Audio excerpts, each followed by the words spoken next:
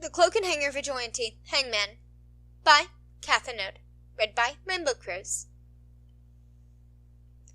Summary. Everyone is fond of writing Midoriya having weird and wonderful quirks and still being able to become a hero or a vigilante despite everyone telling him it's impossible, so this is my spin on it. His quirk is that he can put clothes on hangers. That's it. Oh, and he defeats the villains at the USJ with little effort. Enjoy!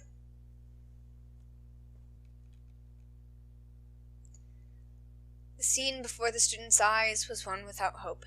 There Aizawa lay, unable to move under his own weight, the monster that the villains called Nomu standing over him. None were close enough to try and save him, or at the very least distract the behemoth from picking up their teacher and popping his head like a grape. All they could do was watch what many thought was going to be an event that would scar their lives forever. Except, what actually happened was a far more bizarre series of events that would have them questioning their collective sanities for the next several days. Mere inches away from grabbing Aizawa's head, the Nomu began to slide away from him. Anyone with a good view of the Nomu's backside could see that the top of his pants were pinched and in the direction of where he was being moved. At the pace of a light jog, the Nomu was dragged toward the tree line, only for it to stop briefly before it was hoisted into the air and abruptly stopped halfway into the tree.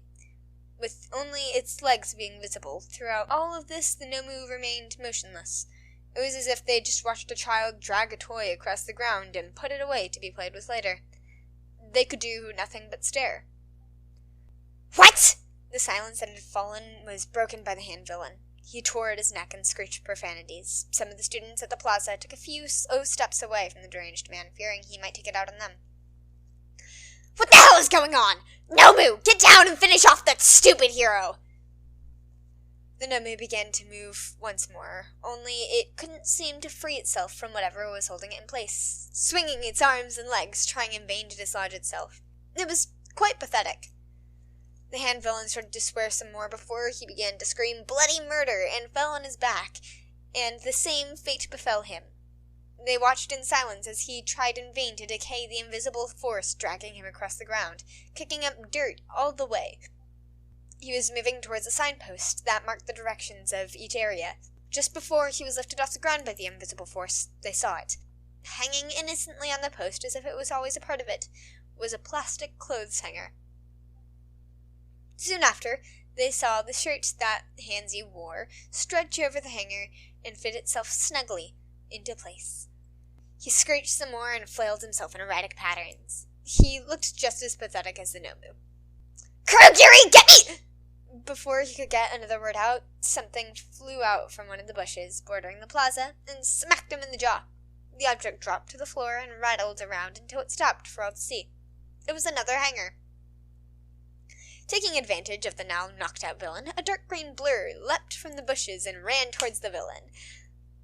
As they quickly approached the villain, a rustling could be heard from something held in their hands. In one fluid motion, a large, clean white bag was brought over the villain's head and swiftly pulled down over him. The figure tied the ends together, sealing the villain inside. Quickly, the figure made their way towards the warp villain, or rather, the warper was hurtling toward the hanger in the blur's hand. Before the warper could even react to the bizarre situation, the figure pulled out another hanger that looked more like a crooked metal baseball bat and smacked the warper into the ground. Just like before, the green blur took another bag and covered the villain, and tied the bag shut. It took a collective moment for everyone to realize that the white bags were dust cover bags used for suits and dresses. No one moved or made a sound. Just like that, what would have been a traumatic moment in these students' lives was now rendered mute.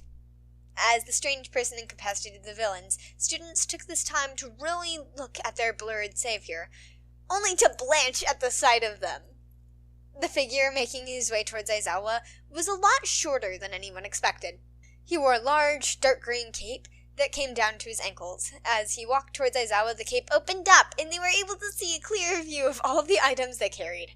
Hangers, dust bags, lint rollers, clothes pegs, clotheslines, anything related to hanging up clothes could be found on every available surface.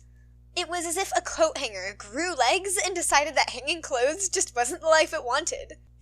Once the person got to Aizawa, he pulled out a small med kit and got to work. For the first time since the newcomer arrived, he spoke. "How's it hanging, Eraser?" The groan that Aizawa made could be heard all throughout the USJ. A short while later, after several painful minutes of the students having to stand around awkwardly, unsure of what to do with the crisis averted, and having to listen to the vigilante now known as Hangman make painfully cringeworthy puns at Aizawa's expense, All Might and the UA teachers finally arrived. "Have no fear, for I am here!"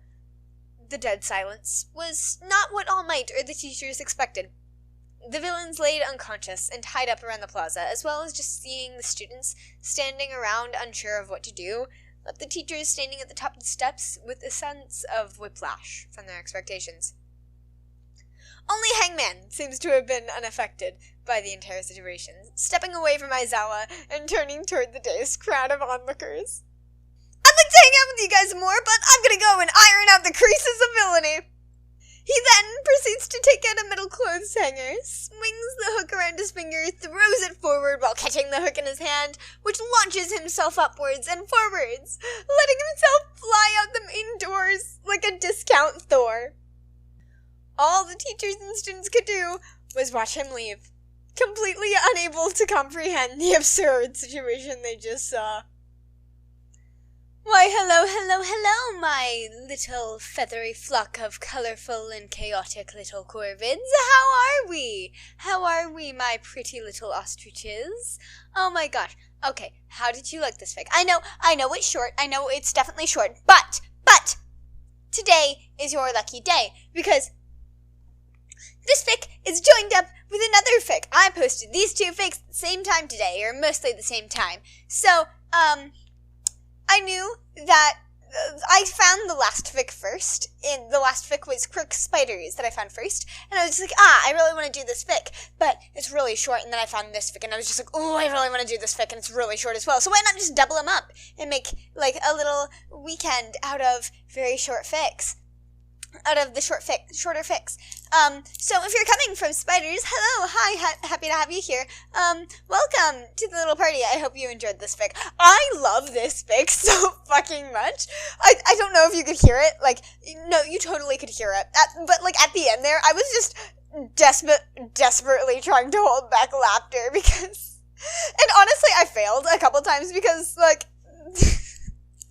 while editing it, there were a couple of times where I just broke down laughing. Also, sorry about this. I thought the mic quality was better than it was, but you could hear me, like, breathing into it a lot more, or, like, doing that little breath thing. That sometimes happens in the outro, because I'm not watching it as much.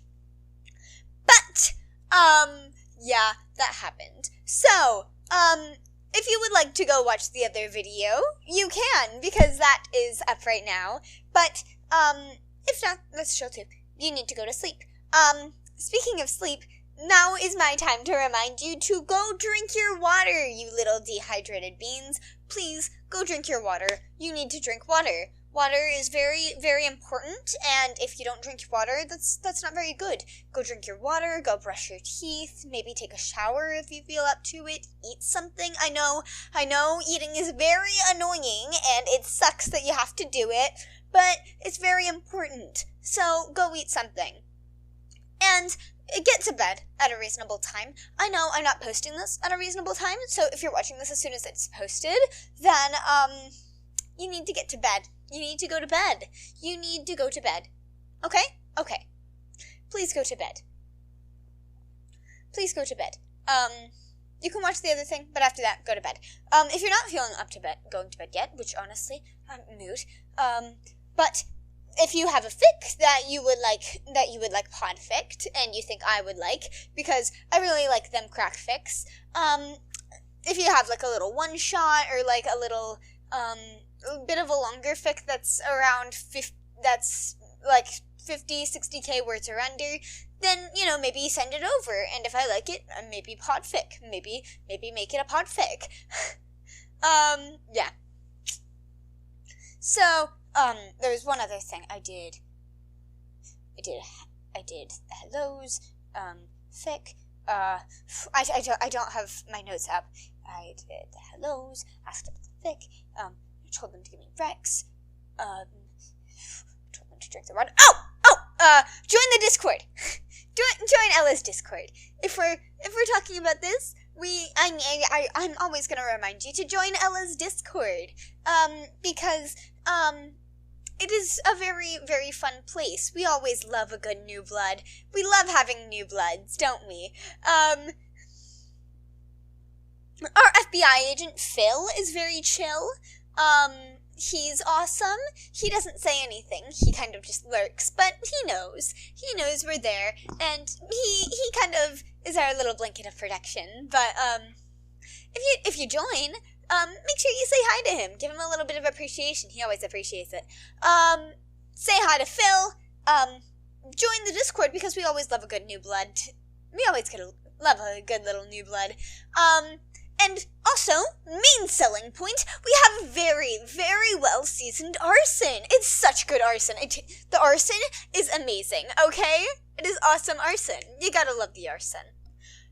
Okay, I think I've gone over everything. And with that, I will see you next upload you join to. If you watch the Wednesday uploads, I'll see you then. If you don't, I'll see you next weekend. Bye-bye!